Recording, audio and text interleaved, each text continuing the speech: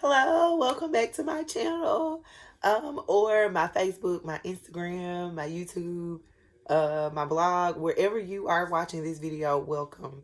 I am so happy that you have decided to watch it. This is not an easy video to make, and I'm just thankful that you're watching it. So I appreciate that. I just want to get right into it. First, let me address this. My voice is very raspy. I'm under the weather.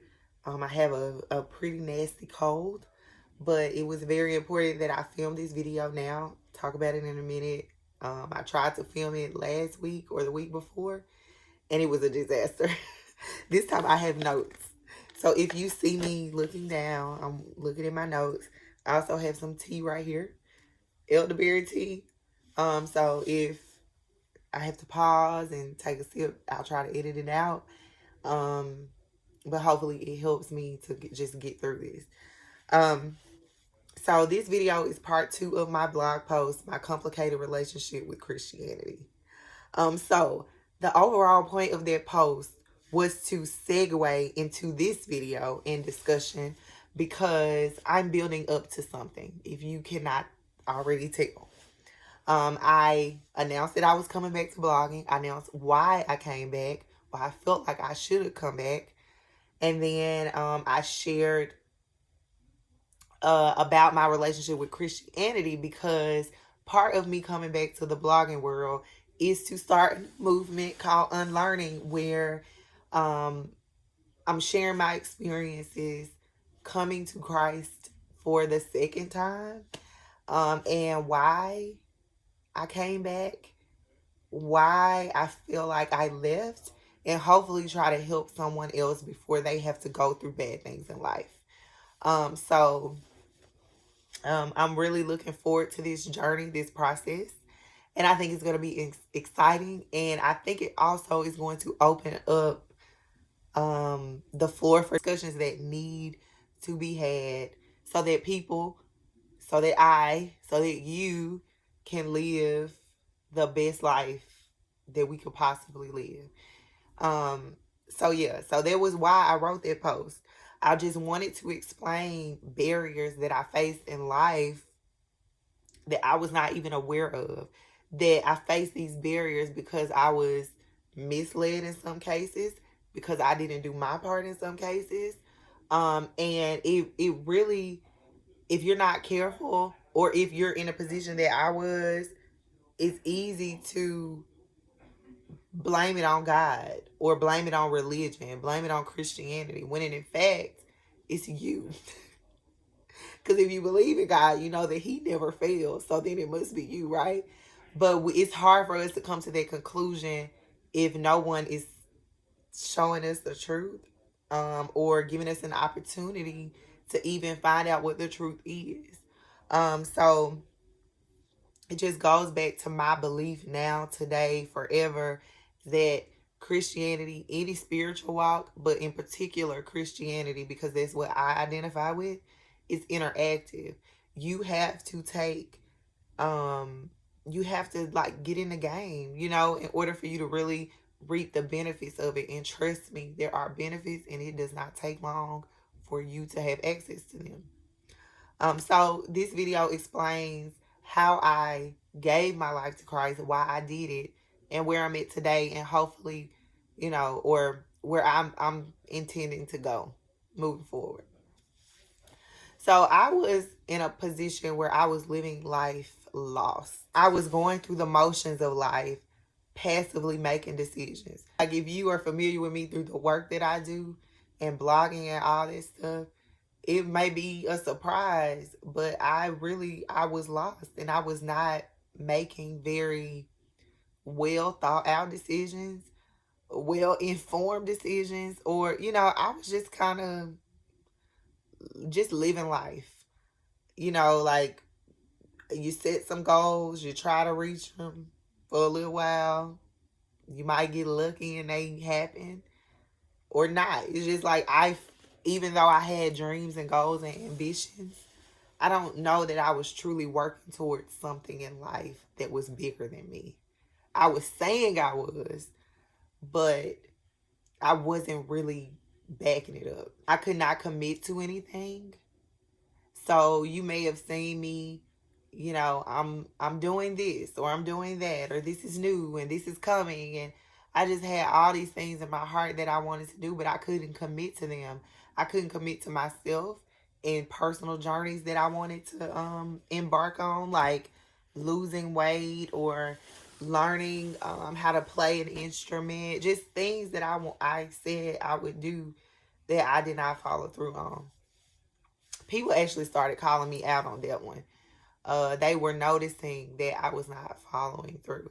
I'll never forget, I was talking to Queen Franklin. She is one of the owners of the Cooney Compound in Jackson. And we were having a conversation. She was like, you always talking about stuff, but I don't never see you do shit. Excuse my life. And I was like, I was kind of offended, but it was real because at that point in my life, I had stopped the doing and I was just doing a lot of talking. I was not really seeing ideas completely through from start to finish. And it was just when she said it, when she had the boldness to say it to me, despite us not being very good friends, I was like, okay. Yeah, so people are noticing. Um, and I have my reasons for those things, but they're really irrelevant. The point is, I was not following through. I was not committing. I tell people all the time, the first time I had to truly commit to something was when I had my baby Marley, who's 2 now. Cause I didn't have a choice. I had to commit to being a mother. I had to commit to him. I didn't even commit to my husband. Like, I wasn't out here cheating or, with other men, not in that way. But I wasn't all in on anything ever in my life until I had Marley. So that just gives you some background on how I was feeling, or what I was going through. I went through a lot of emotional stuff in the past 5 or 6 years, 7 years. And I carried those things with me. A lot of the decisions I made, my passive decisions, was a result of the things that I've been through.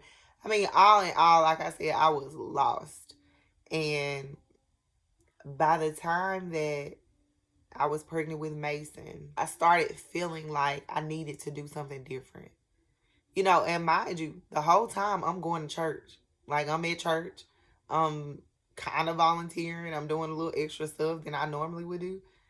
So it's not like I was not a believer. It's not like I wasn't going to church. I didn't have any type of spiritual thing going on. No, I was always in church. That's my point.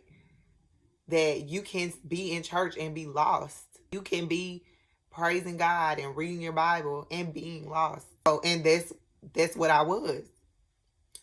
But there comes a point, I believe, when you realize that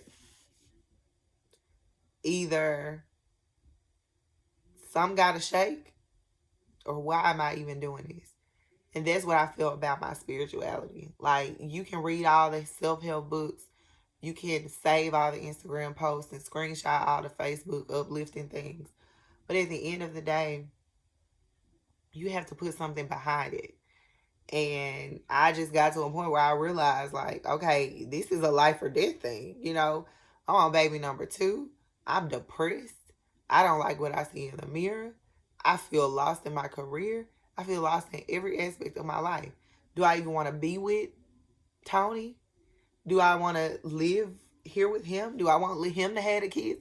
Like, I was just questioning everything, and I realized, like, I needed some help. My turning point came from a very unlikely but obvious source, my church that I was attending, City Heart. And it's so crazy how the devil, the enemy, I use the words interchangeably, how he tells you these lies and he tells you his thoughts, and he does it in a way where they then become your thoughts and you're like, wait, am I feeling this? And I will describe it as whenever you're going through something and it's like the way you're feeling is a little out of character, but it's there, is real, and you keep questioning like, are these my feelings? Like, is this really? That's usually, in my experience, that's been when the enemy has been telling a lie. And so with City Heart specifically, um, I struggled with the racial makeup of City Heart. I don't have anything against white people. I didn't have anything against white people, but it was difficult for me to worship with them, to go to church with them, because I could not understand, or I didn't know how to interact with a group of people who I was unsure whether or not they accepted me. Like I was, I had a very worldly view of race, in that it's like you meet one white person, you met them all. And even if they don't act like the rest of them, they are like the rest of them. So like I was going through that, and it was really hard to go to church and be dealing with these very real issues in my life, because I was black and because I am a woman and my pastors are black, but our congregation is mostly white, or a lot white. And it's like issues that I know they could touch on, but they're not touching on them. And I'm in my head, I'm like, oh, they're not talking about it because it's the white people there. You know, like that spirit, it grew in me. And so much so that it was hard for me to go to church. I just stopped going. I was passively going. Like, I was like, I think I want to find another church. But City Heart folks, I'm going to tell you something. I'm becoming like them because I am at the church. But they don't let you go easily. Like, they stay on you.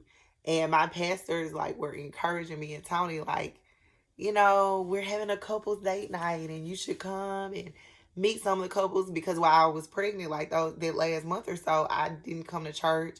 And so the church grew, and there was a lot of new people there that I didn't know, that didn't know us. And so I was like, I don't know about that date night. I don't know. And we went. They made sure we had a babysitter. They took both our kids. And I want to say they may have even found, they may even pay for our food. I don't know. But we ended up going to the couples day night. I met Tovah. I love Tovah. She's one of my great friends now. She's actually going to be part of the Unlearning Movement that's to come. And she's a white lady. It was something about her that I was immediately drawn to. I really enjoyed talking to her that day. And not only her, we did this little thing where we had to rotate. And we just so happened, every rotation we had, it was a white couple. We had an opportunity to talk to people we would not normally talk to at church. And I really like left that day night feeling like, man, we are so much more alike than we are different. And it was just a beautiful thing to be able to sit there and meet those couples and share the same like issues with race and just the makeup of our church. When we tell other people about it, it's hard to get, like we live in Mississippi, very, very southern and traditional. And so it's hard to get people to like venture out of their comfort zone when it comes to churches. I mean, like, I'm a perfect example of that. I think I'm more open than the average person, and even I struggle. So just to be able to sit there with them and learn how much more we're alike and similar, and it's like, these are some good people. They're really nice, and it just gave me a different energy about the church. I was happy, and I had a wonderful time, and I just was like, man, I am so thankful for a church that puts thought behind their events, that they truly bring us together and we become friends and family.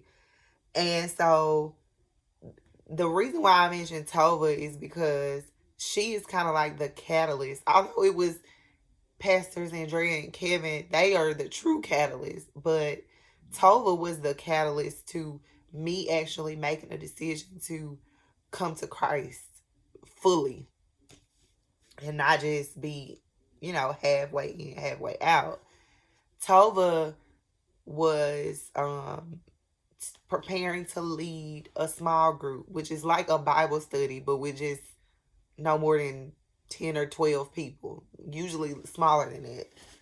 And she invited me to come, and I was like, I couldn't tell her no, even though I wanted to.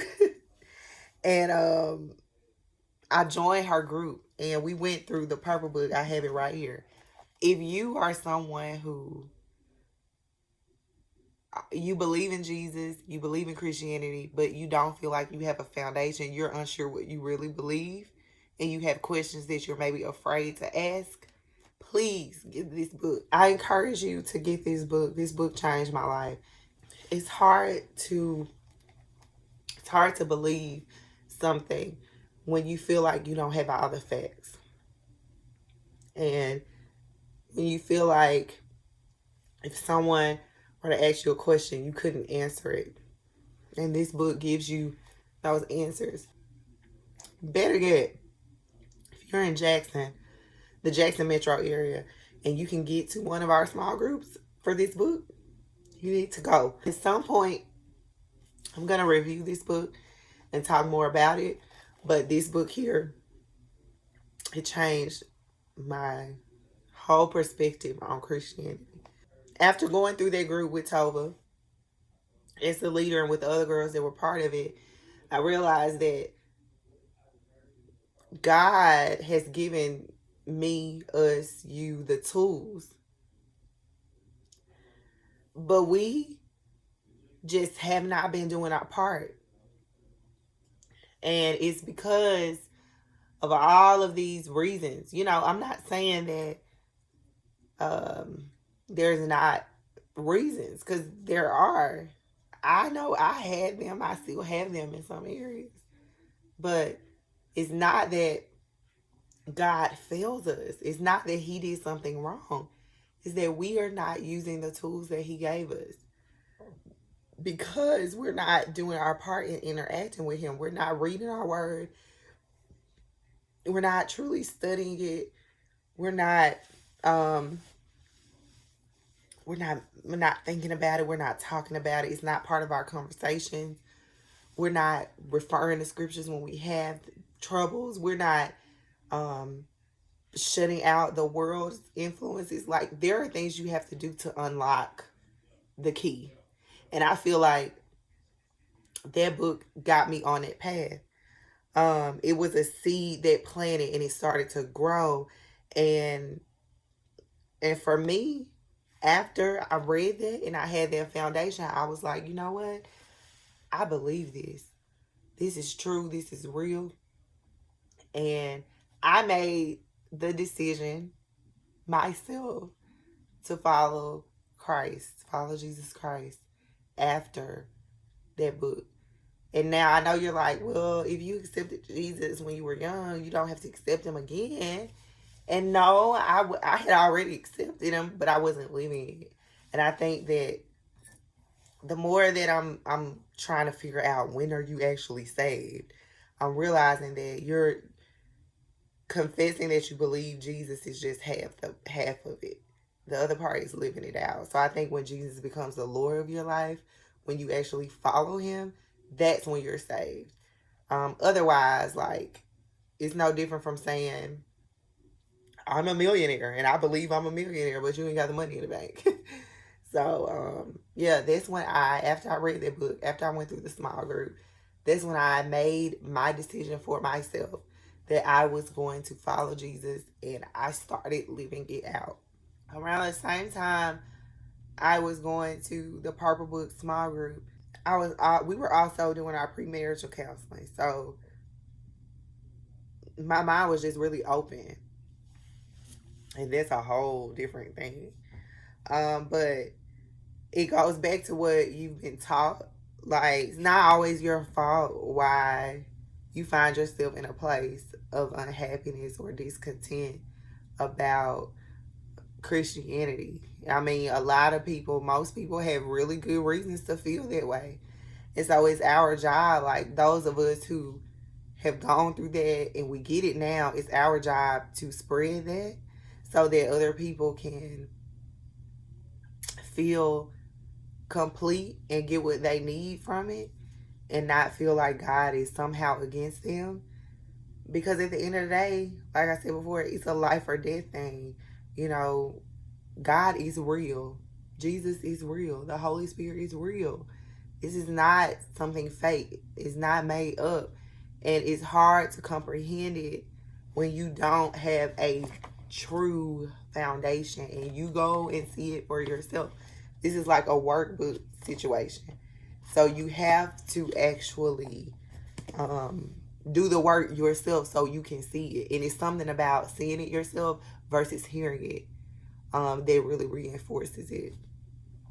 But anyway, that book planted a seed. That seed grew, and I felt confident in making a decision that Jesus Christ was who I wanted to follow, and that's what I chose. And I really have to credit my foundation. You know, like I said, my relationship with Christianity was complicated because of my foundation. But at the same time, it's because of that foundation that I was even open to it to begin with. It's like that Bible verse that says, train up a child in the way he should go, and when he gets older, he won't depart from it. Like, that is evidence. Even though I strayed because I didn't understand and I was just confused, I still ultimately came back because that was my foundation. So whatever you have a firm foundation in will last with you forever. Whether it's love, trust, honesty, whatever you have a foundation in as you're growing up, and whatever is important to you, whatever your parents really drive home, it stays with you. So that's why it's important that we really pay attention to what we say and what we do, especially when we have kids and or younger people watching us. I chose Jesus. I had reached my max with life. Like, nope. Tired of being sad, heartbroken, depressed, shamed, feeling rejected, not liking what I look like in the mirror, tired of having financial struggles. I'm tired of all of that. I reached my limit and I don't know what else to try but God. Thankfully for me, it worked. And listen, my 2019 turned out to be phenomenal. I've had the best year of my life. A lot of great, amazing things happened to me, and they all happened after I chose to follow Jesus and I started living it out. So I just want to encourage you to just think about, if you feel a way about Christianity, try to think about the roots. Try to think about what it really is that's causing you to feel that way. Is it that God failed you, or is it that people failed you? Think about it. And if you're interested in studying with me, doing Bible studies and kind of unlearning some of these lies, like some things in church, if you grew up in a traditional Black church, are traditions. It has nothing to do with the Bible. But some people growing up thinking that it does. So if you want to unlearn all those things, not just ragging on traditional Black churches, because there are some great ones, but I just use that as an example because it's my experience. But even just stuff people tell you and information is passed down. Even ways and behaviors that's passed down. Like if you're worrying or you're stressed, or you have low self-esteem, or you need more confidence, or you want to follow your dreams, find your purpose. Like, it all begins and ends with God. And we just need to unlearn some stuff that's wrong. And so if you're interested in that journey, please join my Facebook group. We will start a group study in January, and it is going to be so cool. I cannot wait. I have been working really hard on it. And I'm just really, really excited to study with y'all, as well as just being back writing in general. So yeah, if you have any questions or any feedback, please feel free to leave a comment. I will not tolerate hateful comments, hate comments, abusive comments of any nature, you will get deleted and not responded to. I block negativity these days. I don't feed into that. I don't deal with it anymore. So if you would like to have a respectful conversation and leave respectful feedback, please do so. It links to the Facebook group, my website, blog posts, all that can be found in the description box if you're watching on YouTube or Facebook or Instagram. No, you can't do it on Instagram, but YouTube or Facebook. Otherwise, everything else you need you can find on jessicasimeonlofton.com. Thank you guys for watching, and I'll see you soon.